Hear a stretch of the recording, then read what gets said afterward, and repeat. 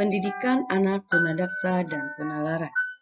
Sumber: Modul Pengantar Pendidikan Anak Berkebutuhan Khusus. Definisi anak tunadaksa adalah penyandang bentuk kelainan atau kecacatan pada sistem otot, tulang, dan persendian yang dapat mengakibatkan gangguan koordinasi, komunikasi, adaptasi, mobilisasi, dan gangguan perkembangan keutuhan pribadi. Seseorang dikatakan tunadaksa jika kondisi fisik atau kesehatan mengganggu kemampuan anak untuk berperan aktif dalam kehidupan sehari-hari, sekolah, atau rumah. Penyebab ketunadaksaan: fase pranatal, fase natal, dan fase postnatal. Klasifikasi ketunadaksaan terbagi atas dua: kelainan pada sistem serebral dan kelainan pada sistem otot rangka.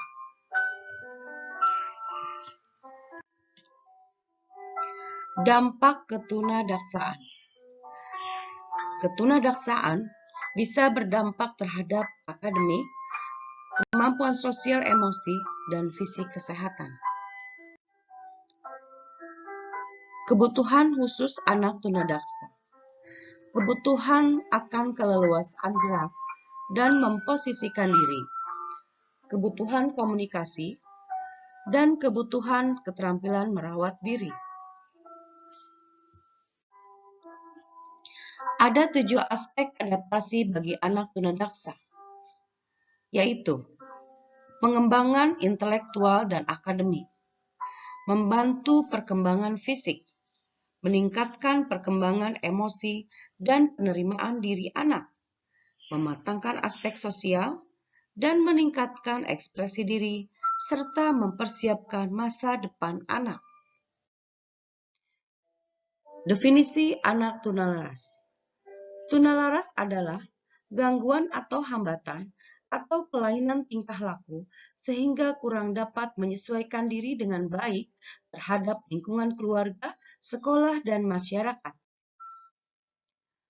Tunalaras adalah gangguan emosi dengan gejala ketidakmampuan belajar dan tidak dapat dikaitkan dengan faktor kecerdasan, penginderaan, dan kesehatan.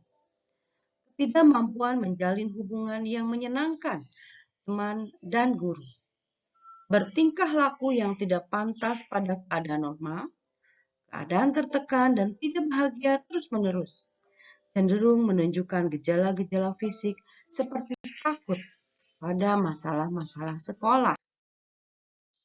Nelson mengemukakan tentang tingkah laku yang menyimpang, yaitu menyimpang dari perilaku yang oleh orang dewasa dianggap tidak normal menurut usia dan jenis kelaminnya. Penyimpangan terjadi dengan frekuensi dan intensitas tinggi. Penyimpangan berlangsung dalam waktu yang relatif lama. Klasifikasi tunalaras. Rosembera dan kawan-kawan mengklasifikasikan anak tunalaras dalam kelompok beresiko tinggi, seperti hiperaktif, agresif, pembangkang, delinkuensi, anak yang menarik diri dari pergaulan sosial. Anak tunalaras yang beresiko rendah yaitu autism schizophrenia. Kuai membagi anak tunalaras dalam conduct disorder, anxious withdrawal, immaturity, dan socialized aggressive. Penyebab ketunalarasan: faktor ketuluran, faktor kerusakan fisik, faktor lingkungan, dan faktor lainnya. Dampak anak tunalaras adalah dampak kemampuan akademik, dampak sosial emosi, dan dampak fisik kesehatan. Kebutuhan khusus bagi anak tunalaras. Kebutuhan akan penyesuaian lingkungan belajar maupun proses pembelajaran yang sesuai dengan kondisi anak tunalaras. Kebutuhan untuk mengembangkan fisik, mengembangkan bakat dan intelektual.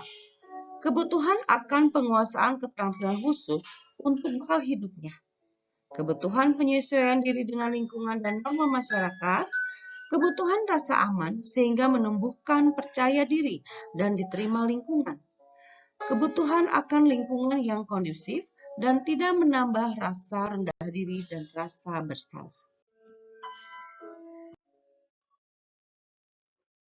Model layanan bagi anak tunalaras, model biogenetik, model behavioral, model psikodinamika, dan model ekologis.